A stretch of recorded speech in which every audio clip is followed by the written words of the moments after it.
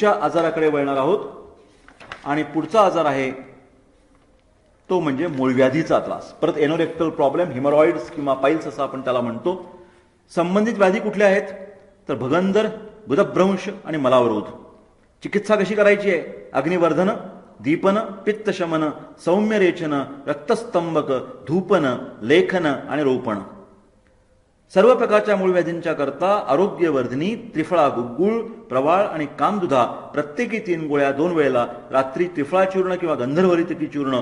रक्त अजिबात पडत नसेल आणि केवळ ठणकाणी सूज असेल तर सर्जरस मलम लावायचं. सर्जरस मलम. पोटात वायू धरणं आणि मलावरोध या तक्रारी असतील तर अभयरिष्ट दोन्ही जेवणानंतर घ्यायचं आहे. त्याच्यात जोडीला धूप, ऊद, वेखंड, शोपा, ओवा यांची सौम्य धुरी संडाच्या जागी द्यायची आहे.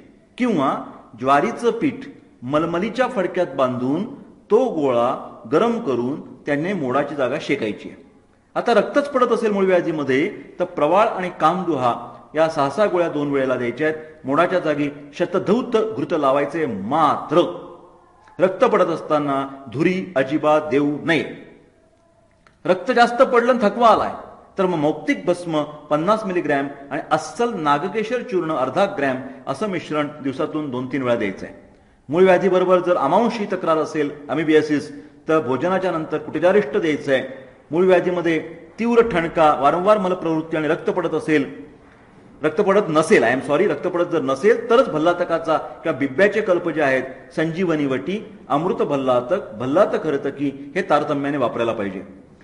बलवान रुग्ण जर असेल, त्याचा स्टॅमिना चांगला आहे, वजन चांगला आहे, त्यांनी केवळ ताकावरती राहून, म्हणजे ज्याला आपण बटर मिल्क डाएट म्हणूया, त्यांनी मोड कमी होतात का याचा अनुभव घ्यायचा आहे.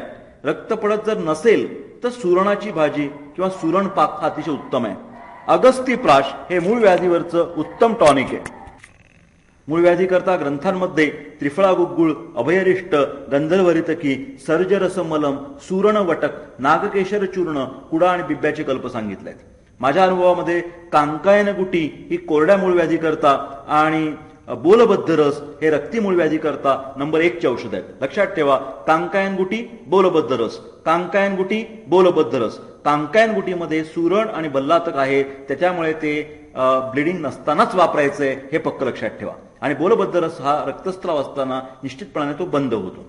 आता मूळव्याधीच्या रुग्णांनी सायंकाळी कटाक्षाने कमी जेवायचे, एकाच जागी जास्त वेळ बसून राहायचं नाही, वाहन चालवण्याचं टाळायचं, विशेषतः मोटरसायकल्स आणि रफ रोड टाळायचे आहेत. बसण्याच्या आसनांमध्ये खेळती हवा असली पाहिजे. वेताची खुर्ची ही उत्तम आसन आहे.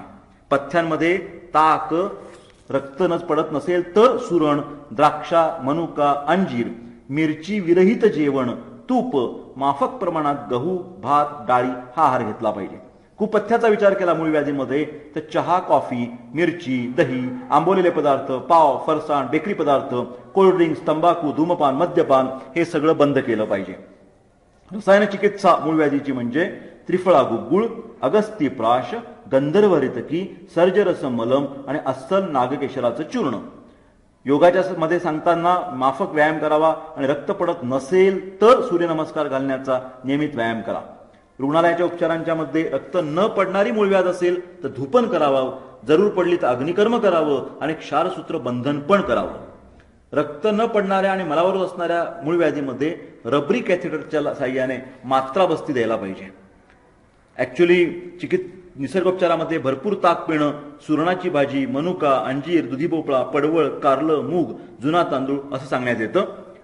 सायंकाळी कमी आणि लवकर जेवा. रात्री झोपण्यापूर्वी 15 मिनिटं फिरून या. त्रिफळा गुग्गुळ, गंधर्वरितकी, अभयरिष्ट उत्तम औषध आहेत. मूळव्याधीत रक्त पडणं आणि न पडणं, मलप्रवृत्ती साफ होणं आणि न होणं, पोटात वायू धरणं, दैनंदिन व्यवसाय या सगळ्याचा विचार करून आपल्याला मूळव्याधीची ट्रीटमेंट ही द्यावी लागते. मधला याच्या पुढचा प्रॉब्लेम आपण डिस्कस करणार आहोत आणि तोंडानंतर एकदमच खरं तर आपल्याला योगायोगाने खाली जावं लागणार आहे. एनोरेक्टल प्रॉब्लेम मध्ये परिकर्तिका नावाचा एक आजार आहे, ज्याला फिशर इन एनो असं म्हणतात. गुदभागाच्या भोवताली कात्रे असतात. कुठल्या व्याधींचा विचार करता येईल आपल्याला तर भगंदर, त्या ठिकाणी गुदभ्रंश, ॲनिमिया, पांडुता, दौर्बल्य आणि अर्श या सगळ्यांचा विचार या परिकर्तिकेमध्ये करावा लागतो. चिकित्सा करताना सद्य लक्षणाने शमन चिकित्सा करायची आहे, मलानुलोमन करायचंय आणि पित्ताचा नाश करायचा आहे, पित्तनाशन. प्रवाळ, कामदुधा या प्रत्येकी 6 गोळ्या 2 वेळेला. शतधौत घृत लोकल ऍप्लिकेशन, त्या फिशरच्या जागेला लावायचे शतधौत घृत. जर शक्य असेल तर पोटामध्ये मौक्तिक भस्म सुद्धा घेतलं पाहिजे. वातानुलोमन आणि उष्णता कमी करण्यासाठी भरपूर मनुका किंवा अंजीर खायचे आहेत. रात्री बाळहिरड्याचं चूर्ण घ्यायचं. मलाला जर शुष्क खडा होत असेल तर चिंचा लवण तेल रोज 3 चमचे जेवणापूर्वी आठवडाभर घ्यायला पाहिजे. अभयरिष्ट सुद्धा दोन्ही जेवणांच्या नंतर घेतलं तरी चालण्यासारखं आहे. किंवा समशर्कर चूर्ण अर्धा ग्रॅम दूध किंवा तुपाबरोबर घ्यायचं आहे. त्याच्या जोडीला शतावरी सिद्ध तेलाचा पिचू या संडासच्या जागी गुदभागी ठेवायचा आहे. रात्री झोपताना त्रिफळा चूर्ण किंवा त्रिफळा वटी किंवा हेरंड हरितकी चूर्ण, आणि ठणका जर लागत असेल त्या ठिकाणी फारच तर त्रिफळा गुग्गुळ 3 गोळ्या 2 वेळेला घ्यायला पाहिजेत. ग्रंथोक्त उपचारांच्या मध्ये परिकर्तिकेसाठी नागकेशर, तक्रारिष्ट, कांकायन गुटी आणि त्रिफळा चूर्णावरती त्यांनी सांगितलेलं आहे. याच्यामध्ये प्राधान्याने काय लक्षात घ्यायचं की मूत्रावरती लक्ष ठेवायचं. वेगावरोध करायचा नाही. मूत्राचा आणि मलाचा वेग कधीही अडू द्यायचा नाही. आणि मल हा कडक होत नाही याची काळजी घ्यायची. अशा अॅक्यूट कंडिशनमध्ये प्रवास सुद्धा टाळला पाहिजे. विशेषतः आपण दुचाकीवरनं खडबडीत रस्त्यांवरनं जर प्रवास केला तर परिकर्तिका ही तक्रार वाढू शकते. पथ्यामध्ये लघु आणि सात्विक आहार घ्यायचा आहे. 2 घास नेहमी कमी जेवायचे आणि ते जेवण हे अनम्ल आणि अलवण असं असलं पाहिजे. अंजीर आणि मनुका खाण्याचा सराव ठेवला पाहिजे. कुपथ्यामध्ये तेलकट तुपकट पदार्थ, चहा, कॉफी, शीतपेय, दही, टोमॅटो, काकडी वगैरे गोष्टी, आंबवलेले पदार्थ, फरसाण, बेकरीचे पदार्थ आणि मद्यपान हे कटाक्षाने टाळलं पाहिजे. धूम्रपान वर्ज्य करायला पाहिजे. आणि वायू कुपित करणारे हरभरा, वाटाणा, पावटा या सगळ्या डाळी सुद्धा वर्ज्य केल्या पाहिजेत. परिकर्तिकेसाठी रसायन चिकित्सा म्हणून मौक्तिक भस्म काही दिवस घ्यायला सांगावं. योग आणि व्यायामांचा विचार करताना वातानुलोमन चांगलं होण्यासाठी फिरण्याचा व्यायाम अतिउत्तम, परंतु प्रवास नको, पायी चालायला पाहिजे. रुग्णालयीन उपचारांच्या मध्ये गरज पडली तर शस्त्रकर्म करावं लागतं. एनल डायलिटेशन, एनस्थेशिया देऊन करावं लागतं. पंचकर्मांच्या मध्ये सौम्य विरेचन फायदेशीर आहे. निसर्गोपचारामध्ये मनुका, अंजीर आणि लघु आहार आणि अपुनर्भव चिकित्सा विचार केला तर प्रवाळ आणि कामदुहा 3 गोळ्या सकाळ संध्याकाळ आणि रात्री झोपताना हिरड्याचं चूर्ण. लक्षात काय ठेवायचं तर संडासला कधीही जोर करायचं नाही, अन्यथा त्याच्यातून रक्त पडतं त्या परिकर्तिकेतून. प्रवास टाळायचा आणि आहार नेहमी सौम्यच असला पाहिजे. याच्यानंतर शतावरी घृत हे उत्तम आहे. योगामध्ये रात्री 15 मिनिटं फिरून मगच झोपलं पाहिजे. रुग्णालयामध्ये सुद्धा शतावरी तेलाचा बस्ती, साळीच्या लाह्यांचा बृहण बस्ती आणि दुधाचा एनिमा आपण देऊ शकतो. निसर्गोपचारामध्ये पोटदुखी असताना कोहळे पाक, गुलकंद, खडीसाखर, मनुका, गोड द्राक्ष, वेळेवर थोडं जेवण, गाईचं दूध आणि तूप हे सांगितलेलं आहे. अपुनर्भव चिकित्सा पोटदुखी रिकाम्या पोटी असताना कुष्मांड पाक, शतावरी कल्प आणि प्रवाळ पंचामृत घेतलं पाहिजे. कृश व्यक्ती, रक्तदाब, पांडू या विकारांची जर आपण ट्रीटमेंट व्यवस्थित केली तरी सुद्धा या पोटदुखीला कमी होण्याला मदत होते. वजन सुधारतं आणि मग मात्र आपल्याला इतर उपचार करता येऊ शकतात. डायजेस्टिव्ह ट्रॅक्टमध्ये याच्यानंतर परत गुदभागातला एनोरेक्टल भागातला एक आजार आहे, त्याचं नाव आहे भगंदर, ज्याला आपण फिस्चुला इन एनो असं म्हणतो. संबंधित व्याधी जे आहेत ते म्हणजे मूळव्याध, मलावरोध, कृमी, जंत, व्रण, नाडी व्रण, कुष्ठ इत्यादी. चिकित्सा करत असताना शोधन, रोपण, मलानुलोमन, अग्निवर्धन आणि कफपित्त शमनाची चिकित्सा केली गेली पाहिजे. त्याच्यामध्ये त्रिफळा गुग्गुळ, आरोग्यवर्धिनी, प्रवाळ आणि कामदुधा 3 गोळ्या 2 वेळेला. केवळ सूज असेल तर टाकणखर आणि कणिक यांच्या पोटिसानं शेकलं पाहिजे. लस जर वाहत असेल तर पोटिसाने शेकल्यानंतर एलादी तेल किंवा शतधूत घृत त्या ठिकाणी लावायला पाहिजे. व्रण खोल आणि ठणका असेल तर ऊद, धूप, वेखंड, ओवा, शोपा यांची धुरी द्यायला पाहिजे.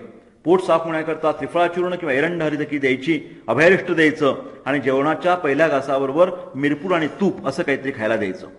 भगंदराच्या ग्रंथोक्त उपचारांच्या मध्ये स्वयंभुवाख्य गुग्गुळ, पंचनिंबादी चूर्ण, भगंदारी रस, हुताशनी रस, 27 गुग्गुळ, काशीसाध्य घृत, सारीवाद्य असव आणि विडंगारिष्टाचा उल्लेख आहे.